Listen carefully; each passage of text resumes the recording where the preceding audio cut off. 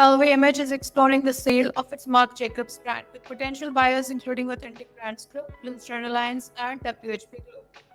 The move comes as LVMH faces a 19% drop in its share price over the past year amidst slowing luxury demand in key markets like China and United States. While Marc Jacobs has undergone recent efforts to streamline and revive its offerings, LVMH appears ready to divest from brands that no longer fit its growth strategy. Similar to its past exits from Off-White, Stella McCartney, and Donna Karan. The potential sale underscores a broader trend within the luxury groups optimizing portfolios in a tougher market. Even as merger and acquisition activity in the sector continues, such as Prada's $1.4 billion acquisition of Versace.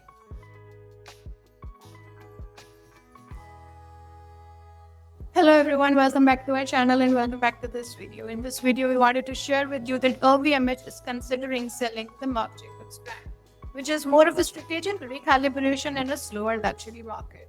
LVMH is reportedly in talks to sell the Marc Jacobs brand with potential buyers including the Authentic Brands Group, the Blue Star Alliance, and the WHP Group. While the deal isn't final, it signals a clear shift in how LVMH is reassessing its portfolio amidst mounting pressure across the luxury sector. Over the past year, LVMH share price has dropped 19%, reflecting a broader industry pullback that is triggered by a slower Chinese demand, US customer fatigue, and global economic uncertainty. In response, the conglomerate is focusing on streamlining, shedding brands that no longer offer strategic synergy or scale potential.